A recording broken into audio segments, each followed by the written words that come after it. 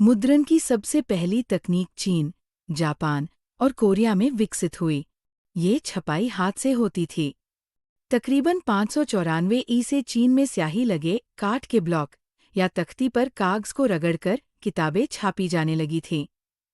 चूंकि पतले, छिद्रित कागज के दोनों तरफ छपाई संभव नहीं थी, इसलिए पारंपरिक चीनी किताब एकॉर्डियन शैली में किनारों को मोड़ने के बाद सिलकर बनाई जाती थी। किताबों का सुलेखन या खुशनवीसी करने वाले लोग दक्ष सुलेखक या खुशखत होते थे, जो हाथ से बड़े सुंदर सुडौल अक्षरों में सही कलात्मक लिखाई करते थे। एक लंबे अरसे तक मुद्रित सामग्री का सबसे बड़ा उत्पादक चीनी राजतंत्र था। सिविल सेवा परीक्षा से नियुक्त चीन की नौकरशाही भी विशालकाय थी, तो चीनी राजतंत्र इन परीक्षाओं के लिए बड़ी तादाद में किताबें छपवाता था। 16वीं सदी में परीक्षा देने वालों की तादाद बढ़ी, लिहाजा छपी किताबों की मात्रा भी उसी अनुपात में बढ़ गई। 17वीं सदी तक आते आते चीन में शहरी संस्कृति के फलने फूलने से छपाई के इस्तेमाल में भी विविधता आई। अब मुद्रित सामग्री के उपभोक्ता सिर्फ विद्वान और अधिकारी नहीं रहे। व्यापारी अपने रोजमर्रा के कारोबार की जानकारी लेने के लिए मुद्रित सामग्री का इस्तेमाल करने लगे। पढ़ना एक शगल भी बन गया। नए पाठक वर्ग को काल्पनिक किस्से, कविताएं, आत्मकथाएं, शास्त्रीय साहित्यिक कृतियों के संकलन और रूमानी नाटक पसंद थे। अमीर महिलाओं ने भी पढ़ना शुरू किया और कुछ ने स्वरचित काव्य और नाटक भी छापे। पढ़ने की ये नई संस्कृति एक नई तकनीक के साथ आई। 19वीं सदी के अंत में पश्चिमी शक्तियों द्वारा अपनी चौकियां स्थापित करने के साथ ही पश्चिमी मुद्रण तकनीक और मशीनी प्रेस का आयात भी हुआ। पश्चिमी शैली के स्कूलों की ज़रूरतों को पूरा करने वाला शंघाई प्रिंट संस्कृति का नया केंद्र बन गया। हाथ की छपाई की जगह अब धीरे धीरे मशीनी या यांत्रिक छपाई ने ले ली। जापान में मुद्रण। चीनी बौद्ध प्रचारक 768 से 770 ई के आसपास छपाई की तकनीक लेकर जापान आए। जापान की सबसे पुरानी 868 ई में छपी पुस्तक डायमंड सूत्र है, जिसमें पाठ के साथ साथ काठ पर खुदे चित्र है। तस्वीरें अक्सर कपड़ों, ताश के पत्तों और कागज के नोटों पर बनाई जाती थी। मध्यकालीन जापान में कवि भी छपते थे और गद्यकार भी, और किताबें सस्ती और सुलभ थीं। 18वीं सदी के अंत में एदो, बाद में जिसे तोक्यो के नाम से जाना गया, के शहरी इलाके की चित्रकारी में शालीन शहरी संस्कृति का पता मिलता है, जिसमें हम चायघर के मजमों, कलाकारों और तवाइफों को देख सकते हैं।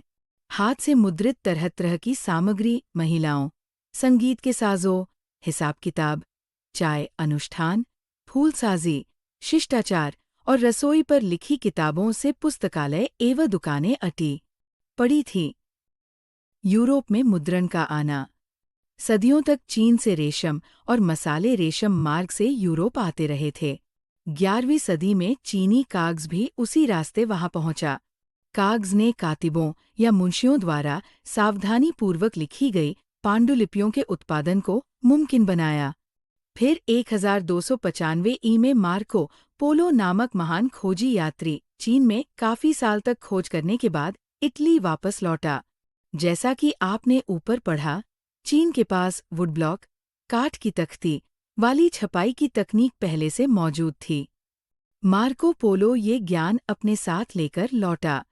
फिर क्या था? इतालवी भी तख्ती की छपाई से किताबें निकालने लगे और जल्द ही ये तकनीक बाकी यूरोप में फैल गई। मुद्रित किताबों को सस्ती, अश्लील मानने वाले कुलीन वर्गों और भिक्षु संघों के लिए छपी किताबों के विलासी संस्करण अभी भी बेशकीमती वेलम, वल्लम या चर्म पत्र पर ही छपते थे। व्यापारी और विश्वविद्यालय के विद्यार्थी सस्ती मुद्रित किताबें खरीदते थे। किताबों की मांग बढ़ने के साथ साथ यूरोप भर के पुस्तक विक्रेता विभिन्न देशों में निर्यात करने लगे। अलग अलग जगहों पर पुस्तक मेले लगने लगे। बढ़ती मांग की आपूर्ति के लिए हस्तलिखित पांडुलिपियों के उत्पादन के भी नए तरीके सोचे गए। अब सिर्फ अमीर लोगों के यहाँ सुलेखक या कातिब नहीं पाए जाते थे, बल्कि पुस्तक विक्रेता भी अब उन्हें रोजगार देने लगे। आमतौर पर एक विक्रेता के यहाँ 50 कातिब काम करते थे। लेकिन किताबों की अबाध बढ़ती मांग हस्तलिखित पांडुलिपियों से पूरी नहीं होने वाली थी। नकल उतारना बेहद खर्चीला, समयसाध्य और श्रमसाध्य काम था। पांडुलिपियां अक्सर नाजुक होती थीं, उनके लाने ले जाने, रखरखाव में तमाम मुश्किलें थीं। इसलिए उनका सर्कुलेशन, चलन, गश्त सीमित रहा तो किताबों की बढ़ती मांग के चलते वुड ब्लॉक प्रिंटिंग, तख्ती की छपाई उत्तरोत्तर लोकप्रिय होता गया।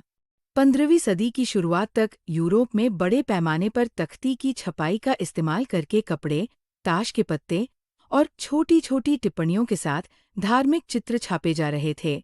जाहिर है कि किताबें छापने के लिए इससे भी तेज और सस्ती मुद्रण तकनीक की जरूरत थी। ऐसा छपाई की एक नई तकनीक के आविष्कार से ही संभव होता, जो 1430 के दशक में स्ट्रासबर्ग के योहान गुटेनबर्ग ने अंततः कर दिखाया। गुटेनबर्ग और प्रिंटिंग प्रेस। गुटेनबर्ग के पिता व्यापारी थे और वह खेती की एक बड़ी रियासत में पल बढ़कर बड़ा हुआ। वो बचपन से ही तेल और जैतून पेरने की मशीनें, प्रेस, देखता आया था। बाद में उसने पत्थर पर पॉलिश करने की कला सीखी, फिर सुनारी और अंत में उसने शीशे को इच्छित आकृतियों में गढ़ने में महारत हासिल कर ली। अपने ज्ञान और अनुभव का इस्तेमाल उसने अपने नए आविष्कार में किया। जैतून प्रेस ही प्रिंटिंग प्रेस का मॉडल या आदर्श बना और सांचे का उपयोग अक्षरों की धातुई आकृतियों को गढ़ने के लिए किया गया। गुटेनबर्ग ने 1448 तक अपना ये यंत्र मुकम्मल कर लिया था। उसने जो पहली किताब छापी वह थी बाइबिल। तकरीबन 180 प्रतियां बनाने में उसे 3 साल लगे, जो उस समय के हिसाब से काफी तेज था। पर यह नई तकनीक हाथ से किताबें छापने की तकनीक की जगह पूरी तरह से नहीं ले पाई। शुरू में तो छपी किताबें भी अपने रंगरूप और साज सज्जा में हस्तलिखित पांडुलिपियों जैसी दिखती थी। धातुई अक्षर हाथ की सजावटी शैली का अनुकरण करते थे। हाशिए पर फूलपत्तियों की डिजाइन बनाई जाती थी और चित्र अक्सर पेंट किए जाते थे। अमीरों के लिए बनाई किताबों में छपे पन्ने पर हाशिए की जगह बेल बूटों के लिए खाली छोड़ दी जाती थी। हर खरीदार अपनी रुचि के हिसाब से डिजाइन और पेंटर खुद तय करके उसे संवार सकता था। करीब 100 सालों के दरमियान 1450 से 1550 यूरोप के ज्यादातर देशों में छापे खाने लग गए थे। जर्मनी के प्रिंटर या मुद्रक दूसरे देश जाकर नए छापे खाने खुलवाया करते थे। छपाई खाने की संख्या में वृद्धि के साथ साथ पुस्तक उत्पादन में कमाल की बढ़ोतरी हुई। 15वीं सदी के दूसरे हिस्से में यूरोप के बाजार में 2 करोड़ मुद्रित किताबें आईं। ये संख्या 16वीं सदी में 20 करोड़ हो गई। हाथ की छपाई की जगह यांत्रिक मुद्रण के आने पर ही मुद्रण क्रांति संभव हुई। मुद्रण क्रांति और उसका असर। मुद्रण क्रांति क्या थी? छापे खाने का आविष्कार महज तकनीकी दृष्टि से नाटकीय बदलाव की शुरुआत नहीं था। पुस्तक उत्पादन के नए तरीकों ने लोगों की जिंदगी बदल दी। इसकी बदौलत सूचना और ज्ञान से, संस्था और सत्ता से उनका रिश्ता ही बदल गया। इससे लोक चेतना बदली और बदला चीजों को देखने का नजरिया। 3.1 नया पाठक वर्ग। छापे खाने के आने से एक नया पाठक वर्ग पैदा हुआ। छपाई से किताबों की कीमत गिरी। किताब की हर प्रति के उत्पादन में जो वक्त और श्रम लगता था, वह कम हो गया और बड़ी तादाद में प्रतियां छापना आसान हो गया। बाजार किताबों से पट गई, पाठक वर्ग भी बृहत्तर होता गया। किताबों तक पहुंच आसान होने से पढ़ने की एक नई संस्कृति विकसित हुई। अब तक आम लोग मौखिक संसार में जीते थे। वे धार्मिक किताबों का वाचन सुनते थे, गाथा, गीत उनको पढ़कर सुनाए जाते थे और किस्से भी उनके लिए बोलकर पढ़े जाते थे। ज्ञान का मौखिक लेन देन ही होता था। लोगबाग समूह में ही दास्तान सुनते या कोई आयोजन देखते आए थे। आप 8वें अध्याय में देखेंगे कि वे तन्हाई में या खामोशी से पढ़ने के आदी नहीं थे। छपाई क्रांति के पहले किताबें न केवल महंगी थीं, बल्कि उन्हें पर्याप्त मात्रा में छापना भी असंभव था। अब किताबें समाज के व्यापक तबकों तक पहुंच सकती थीं। अगर पहले की जनता श्रोता थी, तो कह सकते हैं कि अब पाठक जनता अस्तित्व में आ गई थी। लेकिन ये संक्रमण सरल नहीं था। किताबें सिर्फ साक्षर ही पढ़ सकते थे और यूरोप के अधिकांश देशों में 20वीं सदी तक साक्षरता की दर सीमित थी। प्रकाशकों के लिए सवाल था कि लोगों में छपी किताब के प्रति दिलचस्पी कैसे जगाएं? इसके लिए उन्हें मुद्रित कृति की व्यापक पहुंच का ध्यान रखना था। जो नहीं पढ़ पाते थे, वे भी बोलकर पढ़े गए को सुनकर उसका लुत्फ तो उठाते ही थे। इसलिए मुद्रकों ने लोकगीत और लोक कथाएं छापनी शुरू कर दीं, और ऐसी किताबें आमतौर पर तस्वीरों से खूब सजी धजी यानी सचित्र होती थी। फिर इन्हें सामूहिक ग्रामीण सभाओं में या शहरी शराबघरों में गाया सुनाया जाता था। इस तरह मौखिक संस्कृति मुद्रित संस्कृति में दाखिल हुई और छपी सामग्री मौखिक अंदाज में प्रसारित हुई। मौखिक और मुद्रित संस्कृतियों के बीच की विभाजक रेखा धुंधली पड़ गई। श्रोता और पाठक वर्ग एक दूसरे में घुल मिल गए। धार्मिक विवाद और प्रिंट का डर, छापे खाने से विचारों के व्यापक प्रचार प्रसार और बहस-मुबाहिसे के द्वार खुले। स्थापित सत्ता के विचारों से असहमत होने वाले लोग भी अब अपने विचारों को छापकर उन्हें फैला सकते थे। छपे हुए संदेश के जरिए वे लोगों को अलग ढंग से सोचने के लिए मना सकते थे या कोई कार्रवाई करने के लिए प्रेरित कर सकते थे। जाहिर है कि इस बात का जीवन के कई क्षेत्रों में गंभीर महत्व था। हर कोई मुद्रित किताब को लेकर खुश नहीं था। जिन्होंने इसका स्वागत भी किया, उनके मन में इसको लेकर कई डर थे। कई लोगों को छपी किताब के व्यापक प्रसार और छपे शब्द की सुगमता को लेकर ये आशंका थी कि न जाने इसका आम लोगों के ज़हन पर क्या असर हो। भय था कि अगर छपे हुए और पढ़े जा रहे पर कोई नियंत्रण न होगा तो लोगों में बागी और अधार्मिक विचार पनपने लगेंगे। अगर ऐसा हुआ तो मूल्यवान साहित्य की सत्ता ही नष्ट हो जाएगी। धर्मगुरुओं और सम्राटों तथा कई लेखकों एवं कलाकारों द्वारा व्यक्त की गई ये चिंता नवमुद्रित और नवप्रसारित साहित्य की व्यापक आलोचना का आधार बनी। आइए देखें कि जीवन के एक क्षेत्र धर्म में इसका क्या असर हुआ। धर्म सुधारक मार्टिन लूथर ने रोमन कैथोलिक चर्च की कुरीतियों की आलोचना करते हुए अपनी 95 स्थापनाएं लिखीं। इसकी एक छपी प्रति विटेनबर्ग के गिरजाघर के दरवाजे पर टांगी गई। इसमें लूथर ने चर्च को शास्त्रार्थ के लिए चुनौती दी थी। जल्द ही लूथर के लेख बड़ी तादाद में छापे और पढ़े जाने लगे। इसके नतीजे में चर्च में विभाजन हो गया और प्रोटेस्टेंट धर्म सुधार की शुरुआत हुई। कुछ ही हफ्तों में न्यू टेस्टामेंट के लूथर के तर्जुमे या अनुवाद की 5000 प्रतियां बिक गईं और 3 महीने के अंदर दूसरा संस्करण निकालना पड़ा। प्रिंट के प्रति तहेदिल से कृतज्ञ लूथर ने कहा, मुद्रण ईश्वर की दी हुई महानतम देन है, सबसे बड़ा तोहफा। कई इतिहासकारों का ये ख्याल है कि छपाई ने नया बौद्धिक माहौल बनाया और इसमें धर्म सुधार आंदोलन के नए विचारों के प्रसार में मदद मिली। मुद्रण और प्रतिरोध।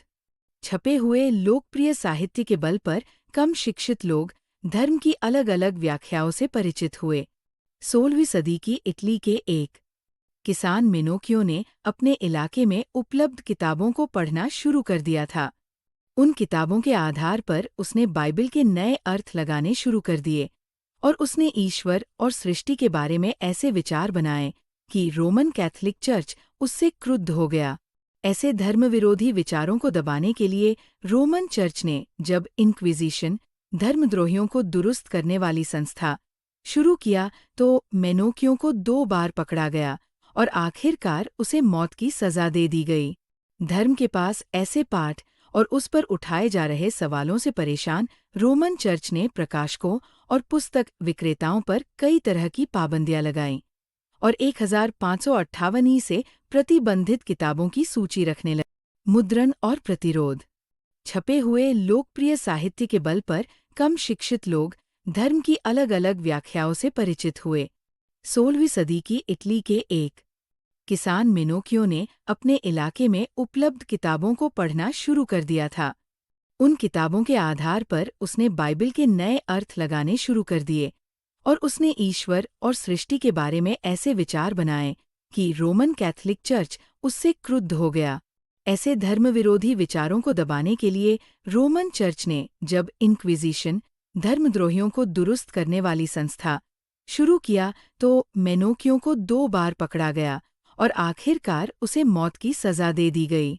धर्म के पास ऐसे पाठ और उस पर उठाए जा रहे सवालों से परेशान रोमन चर्च ने प्रकाशकों और पुस्तक विक्रेताओं पर कई तरह की पाबंदियां लगाईं और 1558 से प्रतिबंधित किताबों की सूची रखने। मुद्रण क्रांति और उसका असर। मुद्रण क्रांति क्या थी? छापे खाने का आविष्कार महज तकनीकी दृष्टि से नाटकीय बदलाव की शुरुआत नहीं था।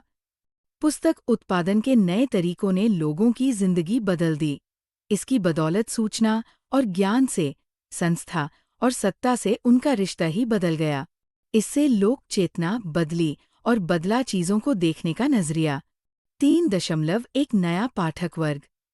छापे खाने के आने से एक नया पाठक वर्ग पैदा हुआ। छपाई से किताबों की कीमत गिरी। किताब की हर प्रति के उत्पादन में जो वक्त और श्रम लगता था, वह कम हो गया और बड़ी तादाद में प्रतियां छापना आसान हो गया। बाजार किताबों से पट गई, पाठक वर्ग भी बृहत्तर होता गया। किताबों तक पहुंच आसान होने से पढ़ने की एक नई संस्कृति विकसित हुई। अब तक आम लोग मौखिक संसार में जीते थे। वे धार्मिक किताबों का वाचन सुनते थे, गाथा, गीत उनको पढ़कर सुनाए जाते थे और किस्से भी उनके लिए बोलकर पढ़े जाते थे। ज्ञान का मौखिक लेन देन ही होता था। लोगबाग समूह में ही दास्तान सुनते या कोई आयोजन देखते आए थे। आप 8वें अध्याय में देखेंगे कि वे तन्हाई में या खामोशी से पढ़ने के आदी नहीं थे। छपाई क्रांति के पहले किताबें न केवल महंगी थीं, बल्कि उन्हें पर्याप्त मात्रा में छापना भी असंभव था। अब किताबें समाज के व्यापक तबकों तक पहुंच सकती थीं। अगर पहले की जनता श्रोता थी, तो कह सकते हैं कि अब पाठक जनता अस्तित्व में आ गई थी। लेकिन ये संक्रमण सरल नहीं था। किताबें सिर्फ साक्षर ही पढ़ सकते थे और यूरोप के अधिकांश देशों में 20वीं सदी तक साक्षरता की दर सीमित थी। प्रकाशकों के लिए सवाल था कि लोगों में छपी किताब के प्रति दिलचस्पी कैसे जगाएं? इसके लिए उन्हें मुद्रित कृति की व्यापक पहुंच का ध्यान रखना था। जो नहीं पढ़ पाते थे, वे भी बोलकर पढ़े गए को सुनकर उसका लुत्फ तो उठाते ही थे। इसलिए मुद्रकों ने लोकगीत और लोक कथाएं छापनी शुरू कर दीं और ऐसी किताबें आमतौर पर तस्वीरों से खूब सजी धजी यानी सचित्र होती थी। फिर इन्हें सामूहिक ग्रामीण सभाओं में या शहरी शराबघरों में गाया सुनाया जाता था। इस तरह मौखिक संस्कृति मुद्रित संस्कृति में दाखिल हुई और छपी सामग्री मौखिक अंदाज में प्रसारित हुई। मौखिक और मुद्रित संस्कृतियों के बीच की विभाजक रेखा धुंधली पड़ गई। श्रोता और पाठक वर्ग एक दूसरे में घुल मिल गए। धार्मिक विवाद और प्रिंट का डर। छापे खाने से विचारों के व्यापक प्रचार प्रसार और बहस-मुबाहिसे के द्वार खुले। स्थापित सत्ता के विचारों से असहमत होने वाले लोग भी अब अपने विचारों को छापकर उन्हें फैला सकते थे। छपे हुए संदेश के जरिए वे लोगों को अलग ढंग से सोचने के लिए मना सकते थे या कोई कार्रवाई करने के लिए प्रेरित कर सकते थे। जाहिर है कि इस बात का जीवन के कई क्षेत्रों में गंभीर महत्व था। हर कोई मुद्रित किताब को लेकर खुश नहीं था। जिन्होंने इसका स्वागत भी किया, उनके मन में इसको लेकर कई डर थे।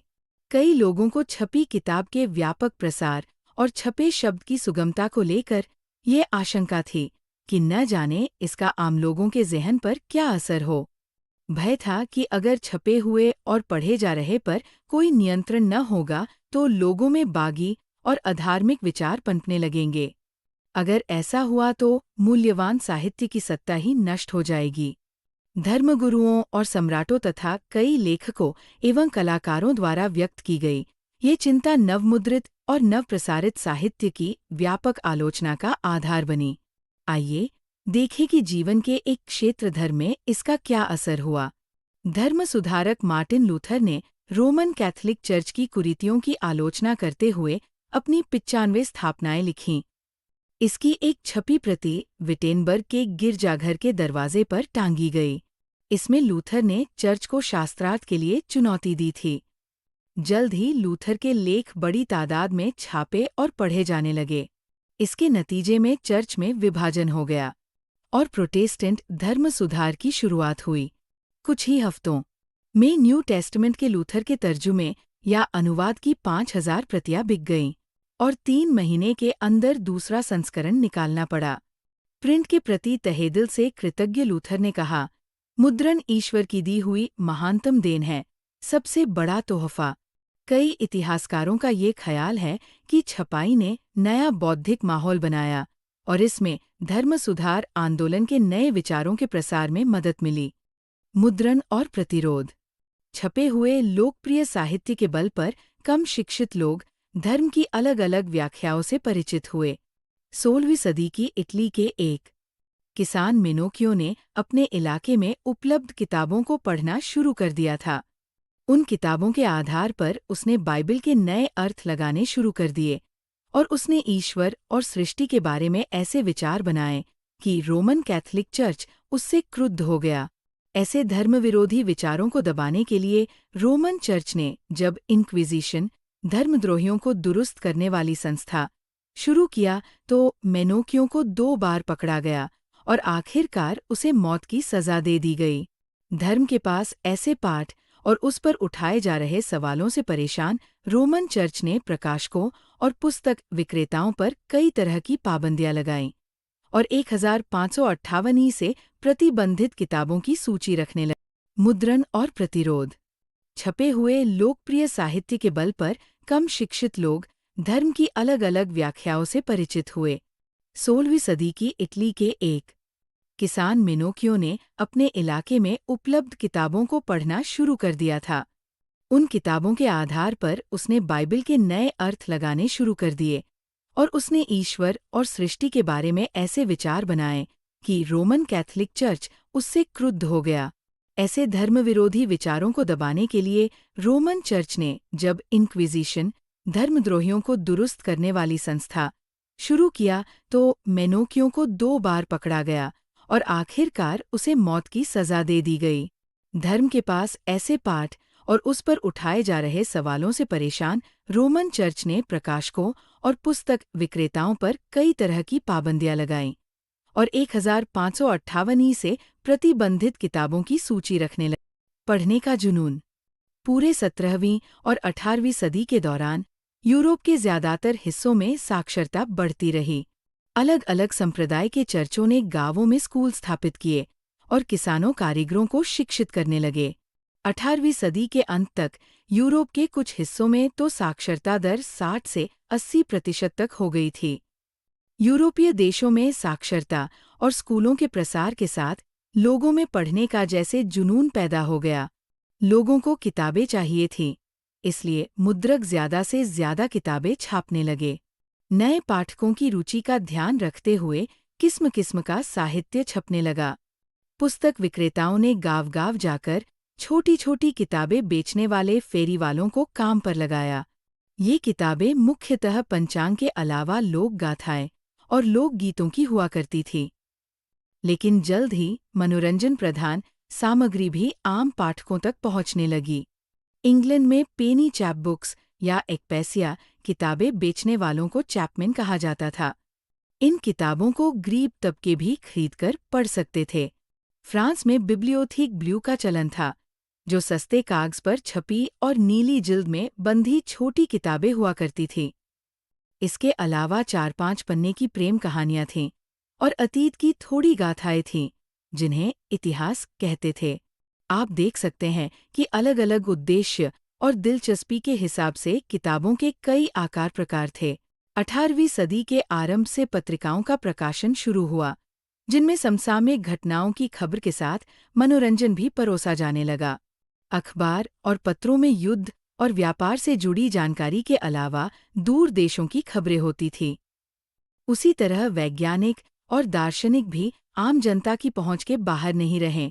प्राचीन व मध्यकालीन ग्रंथ संकलित किए गए और नक्शों के साथ साथ वैज्ञानिक खाके भी बड़ी मात्रा में छापे गए। जब आइजैक न्यूटन जैसे वैज्ञानिकों ने अपने आविष्कार प्रकाशित करने शुरू किए, तो उनके लिए विज्ञान बोध में पगा एक बड़ा पाठक वर्ग तैयार हो चुका था। टॉमस पेन, वॉल्टेयर और ज़ाक रूसो जैसे दार्शनिकों की किताबें भी भारी मात्रा में छपने और पढ़ी जाने लगीं। जाहिर है कि विज्ञान, तर्क और विवेकवाद के उनके विचार लोकप्रिय साहित्य में भी जगह पाने लगे। दुनिया के जालिमों, अब हिलोगे तुम। 18वीं सदी के मध्य तक यह आम विश्वास बन चुका था कि किताबों के जरिए प्रकृति और ज्ञानोदय होता है। कई सारे लोगों का मानना था कि किताबें दुनिया बदल सकती हैं, कि वे निरंकुशवाद और आतंकी राजसत्ता से समाज को मुक्ति दिलाकर ऐसा दौर लाएंगी जब विवेक और बुद्धि का राज होगा। 18वीं सदी फ्रांस के एक उपन्यासकार लुई सेबेस्तिये मर्सिये ने घोषणा की, छापाखाना प्रगति का सबसे ताकतवर औजार है। इससे बन रही जनमत की आंधी में निरंकुशवाद उड़ जाएगा। मर्सिये के उपन्यासों में नायक अक्सर किताबें पढ़ने से बदल जाते हैं। वे किताबें घोंटते हैं, किताबों की दुनिया में जीते हैं और इसी क्रम में ज्ञान प्राप्त कर लेते हैं। ज्ञानोदय को लाने और निरंकुशवाद के आधार को नष्ट करने में छापे खाने की भूमिका के बारे में आश्वस्त मर्सिये ने कहा, हे निरंकुशवादी शासकों, अब तुम्हारे कांपने का वक्त आ गया है। आभासी लेखक की कलम के शोर के आगे तुम हिल उठोगे। मुद्रण संस्कृति और फ्रांसीसी क्रांति। कई इतिहासकारों का मानना है कि मुद्रण संस्कृति ने फ्रांसीसी क्रांति के लिए अनुकूल परिस्थितियां रची। क्या हम दोनों में ऐसा संबंध बना सकते हैं? मूलतः 3 तरह के तर्क देखने लायक है। पहला, छपाई के चलते ज्ञानोदय के चिंतकों के विचारों का प्रसार हुआ। उनके लेखन ने कुल मिलाकर परंपरा, अंधविश्वास और निरंकुशवाद की आलोचना पेश की।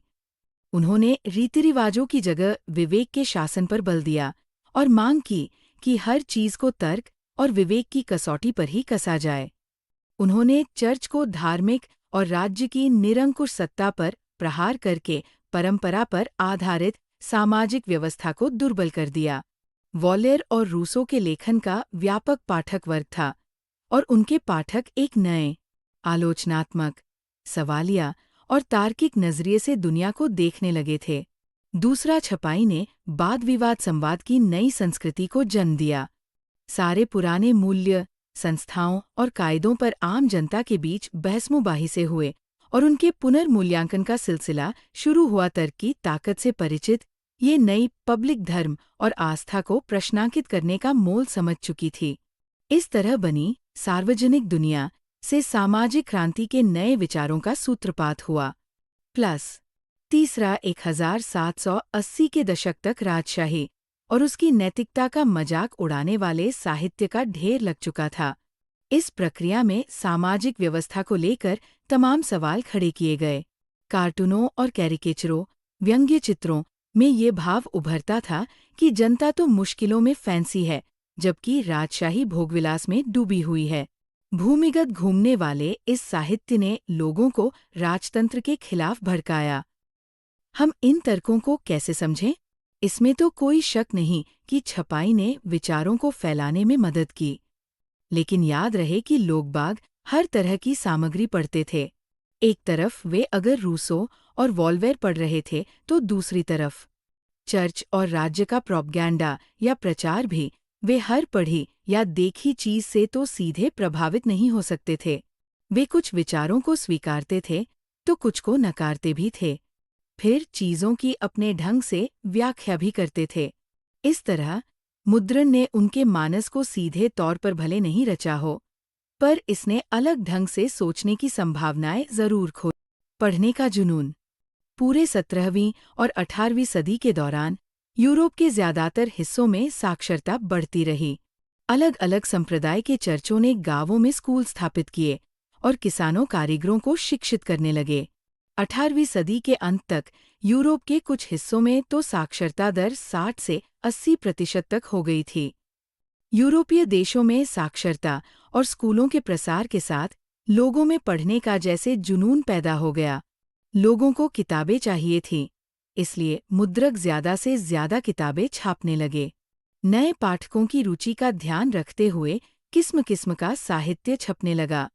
पुस्तक विक्रेताओं ने गांव-गांव जाकर छोटी छोटी किताबें बेचने वाले फेरी वालों को काम पर लगाया। ये किताबें मुख्यतः पंचांग के अलावा लोक गाथाएं और लोक गीतों की हुआ करती थी। लेकिन जल्द ही मनोरंजन प्रधान सामग्री भी आम पाठकों तक पहुंचने लगी। इंग्लैंड में पेनी चैपबुक्स या एकपैसिया किताबें बेचने वालों को चैपमैन कहा जाता था। इन किताबों को गरीब तबके भी खरीदकर पढ़ सकते थे। फ्रांस में बिब्लियोथीक ब्लू का चलन था, जो सस्ते कागज पर छपी और नीली जिल्द में बंधी छोटी किताबें हुआ करती थीं। इसके अलावा 4-5 पन्ने की प्रेम कहानियां थीं और अतीत की थोड़ी गाथाएं थीं, जिन्हें इतिहास कहते थे। आप देख सकते हैं कि अलग-अलग उद्देश्य और दिलचस्पी के हिसाब से किताबों के कई आकार प्रकार थे।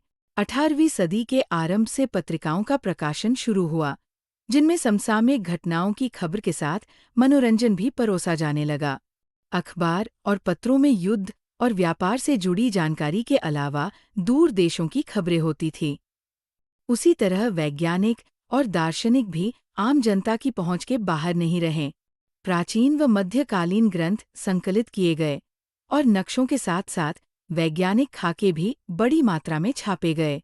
जब आइजैक न्यूटन जैसे वैज्ञानिकों ने अपने आविष्कार प्रकाशित करने शुरू किए, तो उनके लिए विज्ञान बोध में पगा एक बड़ा पाठक वर्ग तैयार हो चुका था। टॉमस पेन, वॉल्टेयर और ज्याँ-जाक रूसो जैसे दार्शनिकों की किताबें भी भारी मात्रा में छपने और पढ़ी जाने लगीं। जाहिर है कि विज्ञान, तर्क और विवेकवाद के उनके विचार लोकप्रिय साहित्य में भी जगह पाने लगे। दुनिया के जालिमों, अब हिलोगे तुम। 18वीं सदी के मध्य तक यह आम विश्वास बन चुका था कि किताबों के जरिए प्रकृति और ज्ञानोदय होता है। कई सारे लोगों का मानना था कि किताबें दुनिया बदल सकती हैं, कि वे निरंकुशवाद और आतंकी राजसत्ता से समाज को मुक्ति दिलाकर ऐसा दौर लाएंगी जब विवेक और बुद्धि का राज होगा। 18वीं सदी फ्रांस के एक उपन्यासकार लुई सेबेस्तिये मर्सिये ने घोषणा की, छापाखाना प्रगति का सबसे ताकतवर औजार है।